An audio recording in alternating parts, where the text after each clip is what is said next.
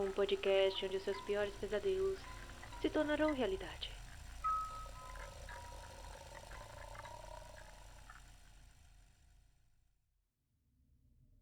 Boa noite, estranhos. Sejam bem-vindos a mais um episódio do programa Pesadelos Reais. Eu sou Noruko, e no episódio de hoje conheceremos o sinistro costume vitoriano de fotografar os mortos. Os motivos, as circunstâncias e como esta prática acabou se tornando uma obscura expressão de arte. Se você acompanha este programa há um certo tempo, você deve ter se deparado com diversos contos e histórias do período vitoriano. Sem dúvidas, esse é um período fascinante para os amantes do terror, devido aos obscuros costumes que eram praticados. Na história do Reino Unido, a Era Vitoriana foi o período do reinado da Rainha Vitória, a partir de junho de 1837 até sua morte em janeiro de 1901.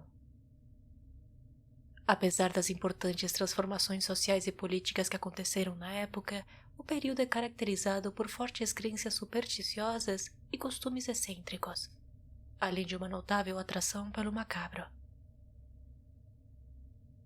Foi uma era de ouro para crenças em forças e energias sobrenaturais. Circulavam diversas histórias de fantasmas e eram utilizados médiuns e outros métodos, como a tábua Ouija, para se comunicarem com os mortos.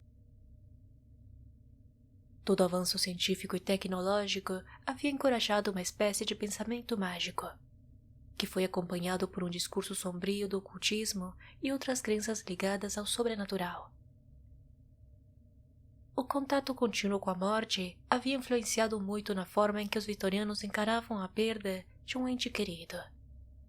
E diversos costumes e modas acabaram por se popularizar durante este período. As fotografias estavam se tornando cada vez mais acessíveis à população no final da década de 1850. O que antes era um luxo apenas para poucos e se limitava apenas a retratos pintados por artistas, aos poucos fotografias familiares começaram a compor a decoração das casas dos vitorianos.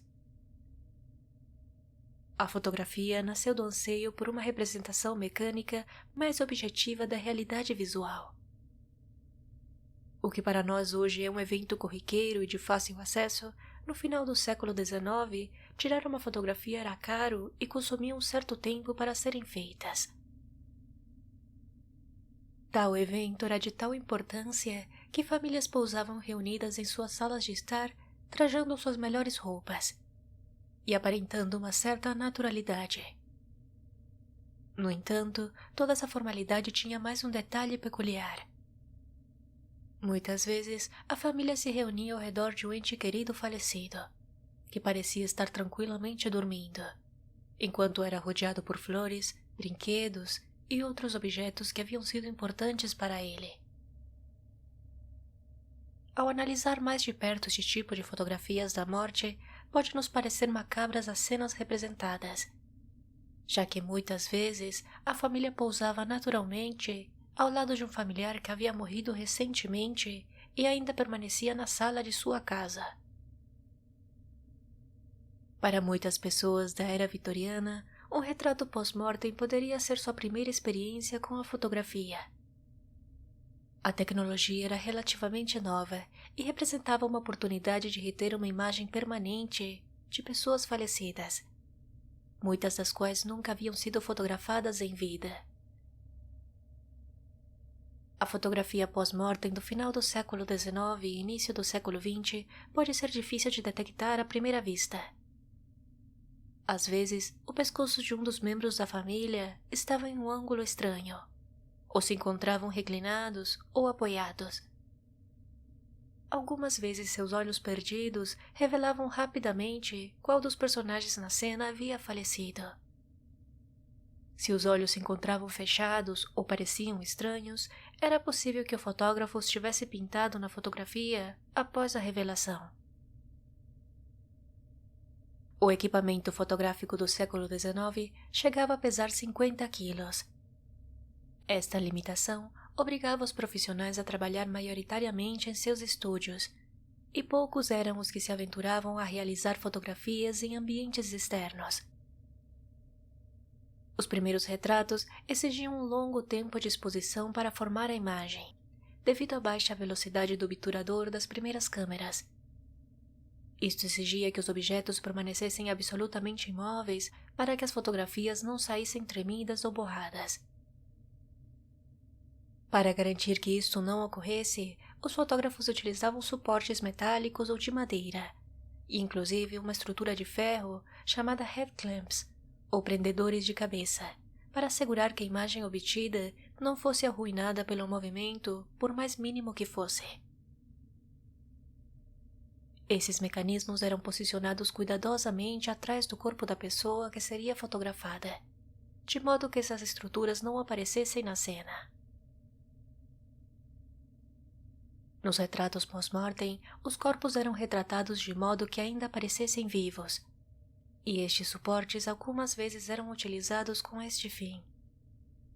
Não era raro que os falecidos fossem retratados enquanto estavam apoiados ao lado de seus familiares, e inclusive, devido à falta de movimento, muitas vezes os mortos apareciam com mais nitidez nas imagens em comparação aos vivos. Embora em algumas fotos pós-mortem possamos levar até 1 minuto para identificar o falecido, a maioria era retratada como se estivesse dormindo. Isso eliminava grande parte da dificuldade para o fotógrafo realizar o seu trabalho, pois ele não precisaria pousar o falecido através de suportes ou pintar manualmente os olhos abertos durante o processo de revelação. Inclusive, isso se devia em grande parte a uma crença popular vitoriana de o último sono e uma boa morte, em que a morte era considerada um processo pacífico que levava o ente querido a uma vida tranquila após a morte. Devido à natureza estranha desse tipo de fotografias, diversas imagens falsas se encontram pela internet assegurando-se tratar de fotografias pós-mortem, e inclusive dando a ideia de que mantinham os mortos de pé, utilizando suportes. No entanto, isto era impossível, por isso geralmente os corpos eram fotografados sentados, deitados ou no colo de um dos seus pais. As estruturas metálicas vistas discretamente ao fundo de uma pessoa em pé, em fotografias antigas, eram utilizadas para fotografar pessoas vivas, com o fim de evitar o movimento.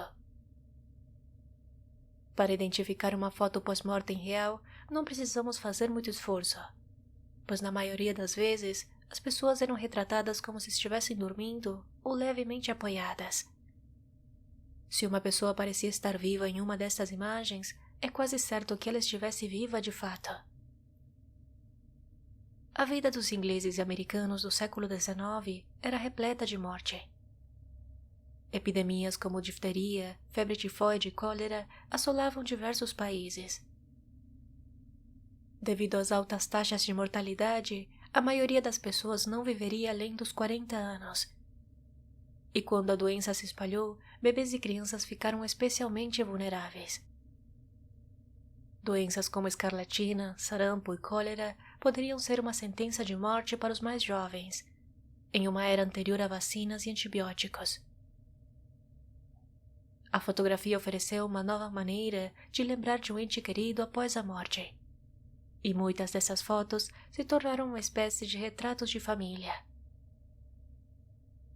Frequentemente, as fotos pós-mortem retratavam mães embalando crianças pequenas, ou pais cuidando do leito de morte de seus filhos. Animais de estimação que haviam sido importantes para a família também eram retratados nesse tipo de imagens. O conceito de criar um retrato pós-mortem é muito anterior à fotografia. Mas no passado, apenas famílias muito ricas podiam contratar artistas para criar uma ilustração de seu ente querido. A fotografia permitiu que pessoas menos ricas também obtivessem uma imagem deste tipo. Os fotógrafos da morte aprenderam a pousar as crianças para dar aparência de um sono tranquilo, o que trouxe conforto aos pais enlutados. Alguns fotógrafos editaram seu daguerreótipo, uma forma inicial de fotografia, que produzia uma imagem altamente detalhada em prata polida, adicionando tonalidade e trazendo um pouco de vida às bochechas do modelo retratado. Essas imagens foram profundamente reconfortantes para as famílias. Ao contrário de muitos retratos que eram feitos em estúdios fotográficos, as fotos pós-mortem geralmente eram tiradas em casa. À medida que a tendência das fotografias pós-mortem se consolidava, as famílias se dedicavam na preparação de seus parentes falecidos para a sessão de fotos. Isso significava estilizar o cabelo e as roupas do sujeito, e inclusive alguns parentes lhes abriam os olhos. Fotógrafos e familiares às vezes decoravam a cena, para deixar claro o propósito da fotografia. Em algumas imagens, flores cercam o falecido. Em outros, símbolos de morte e o tempo, como uma ampulheta ou um relógio, indicavam que o retrato se tratava de uma fotografia pós-mortem. Ao capturar estas imagens dos mortos, os fotógrafos davam às famílias a ilusão de controle. Embora tivessem perdido um parente querido, eles ainda podiam moldar o retrato, para enfatizar uma sensação de calma e tranquilidade. Em alguns casos, as fotografias pós-mortem criaram ativamente a impressão de vida. As famílias podiam solicitar maquiagem para mascarar a palidez mortal. E alguns fotógrafos até se ofereciam para pintar os olhos abertos na imagem final. As pessoas da era vitoriana lamentavam profundamente a morte de um ente querido. E esse luto certamente não se limitava às fotos. As mulheres no período vitoriano aderiram a regras sociais semi-rígidas para o luto. Esperava-se que as pessoas usassem roupas de luto apropriadas por determinados períodos de tempo, após a morte de um membro da família.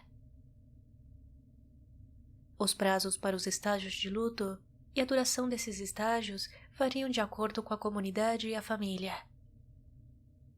Entre os períodos típicos, uma viúva permanecia durante 1 ano e 1 dia ou a vida toda de luto.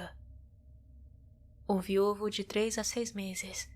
Os pais que haviam perdido um filho, ou vice-versa, permaneciam de 6 a 12 meses de luto. As mulheres passariam de períodos de luto profundo para o comum e o leve. Cada estágio tinha suas próprias modas aceitas.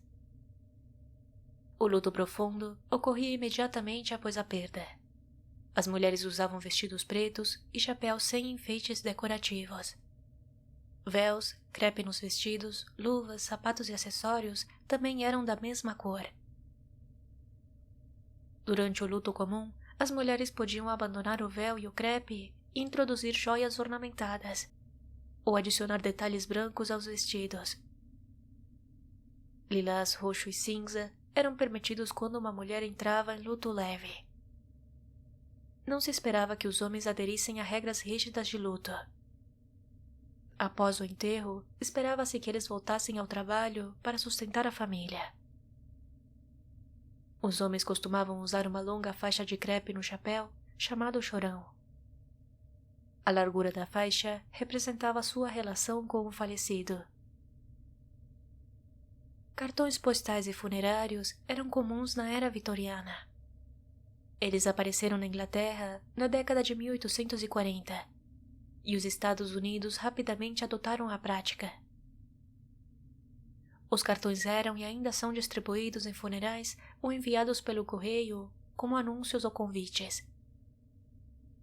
Estes cartões geralmente apresentam bordas pretas, letras ornamentadas, ilustrações de monumentos, cenas de cemitérios ou outras imagens para representar a morte.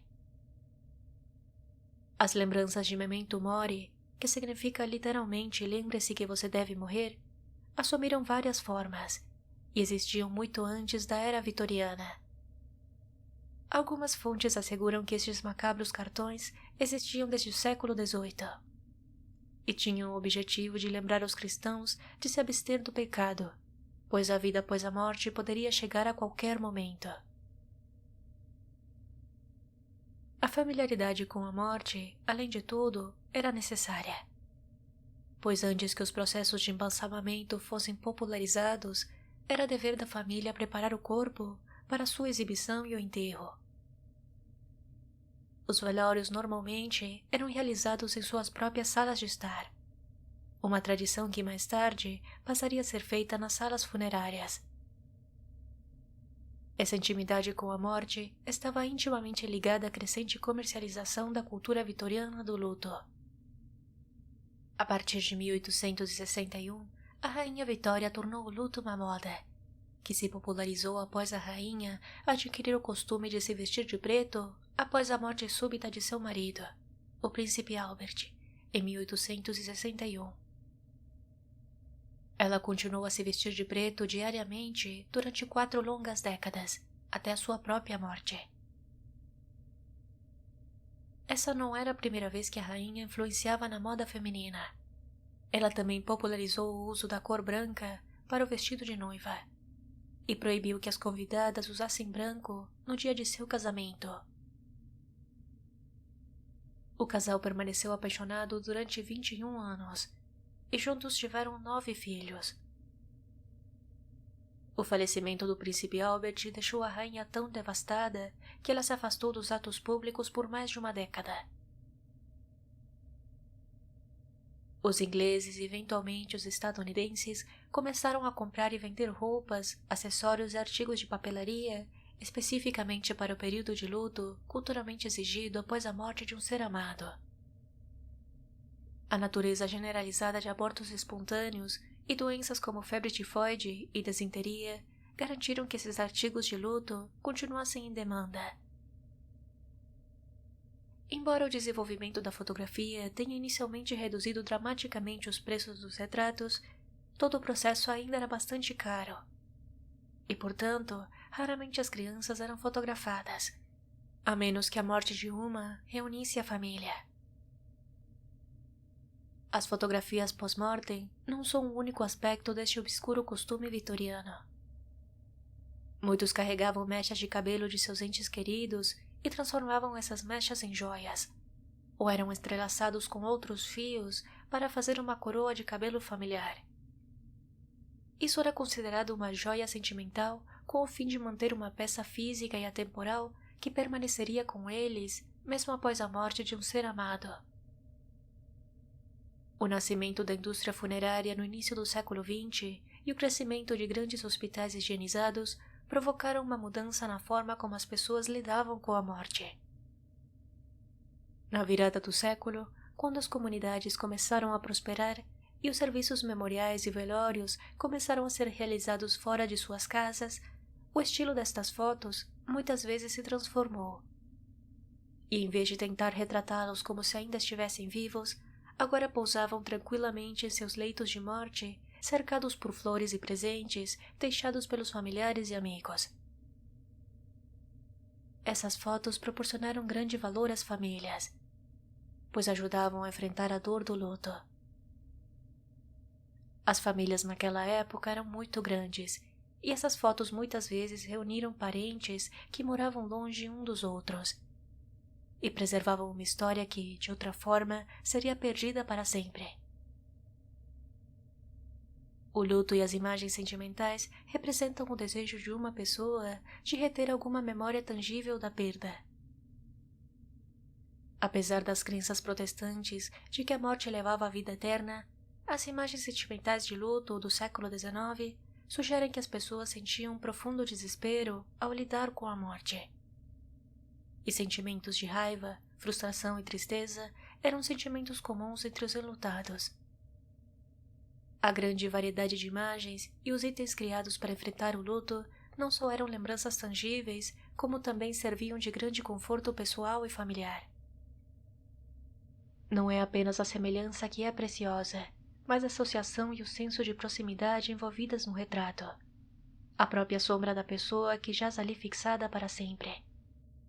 Disse Elizabeth Barrett Browning, uma poetisa inglesa da era vitoriana, ao contemplar um retrato pós-mortem. Como se as fotografias não fossem sombrias o suficiente, os vitorianos frequentemente mandavam fazer máscaras mortuárias dos falecidos, a modo de recordação. Uma máscara mortuária é o molde do rosto de uma pessoa falecida. As máscaras mortuárias surgiram no final da Idade Média e foram produzidas na Europa e posteriormente nos Estados Unidos. Esses moldes foram usados como objetos de recordação para os enlutados e como referências para que os pintores fizessem retratos. Para extrair uma imagem fiel de uma pessoa morta, o fabricante de máscaras espalhava óleo sobre o rosto, antes de aplicar gesso sobre as feições da pessoa.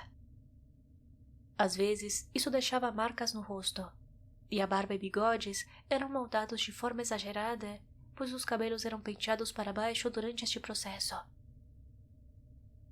Os vitorianos não inventaram as máscaras mortuárias, mas neste período era notável uma certa obsessão por preservar este tipo de artigos dos mortos.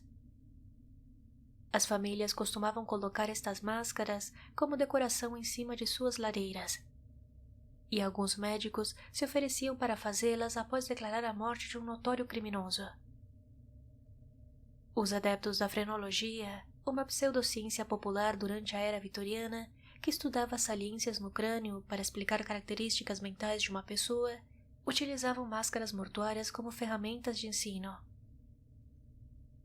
Voltando às fotografias pós-mortem, nem todos os fotógrafos se prestavam a fazer este tipo de trabalho.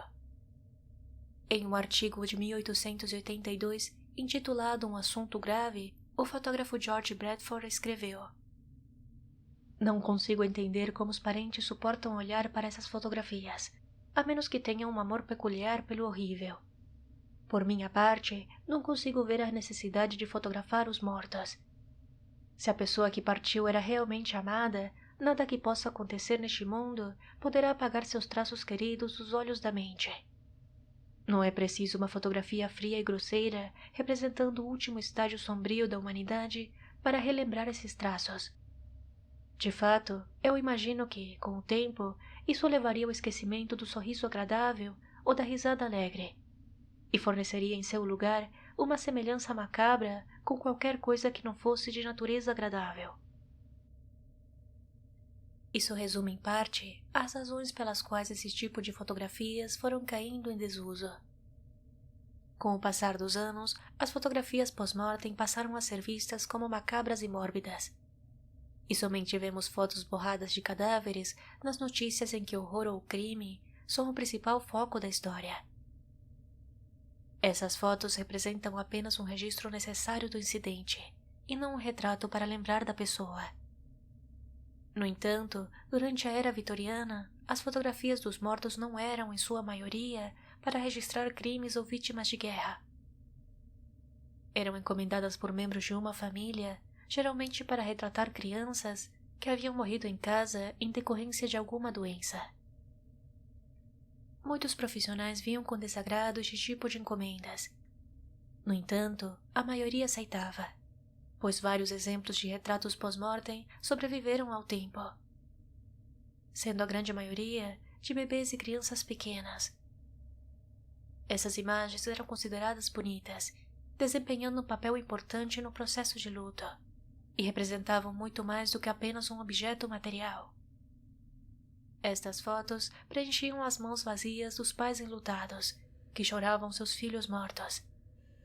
Elas os ajudavam a sentir que seus filhos não estavam perdidos para sempre, pois de alguma forma, mesmo que fosse apenas em uma foto, eles ainda estariam entre os vivos. Se você gostou deste episódio, me ajude a continuar levando este projeto adiante. Não se esqueça de avaliar e me siga no Instagram no @podcast Pesadelos Reais. Inscreva-se no canal Pesadelos Reais no YouTube, pois lá estou postando as versões em vídeo de cada episódio. E se puder, compartilhe seu próprio relato ou sugestão de tema enviando para o e-mail que está na descrição. Muito obrigada por ouvir até aqui e até o próximo episódio.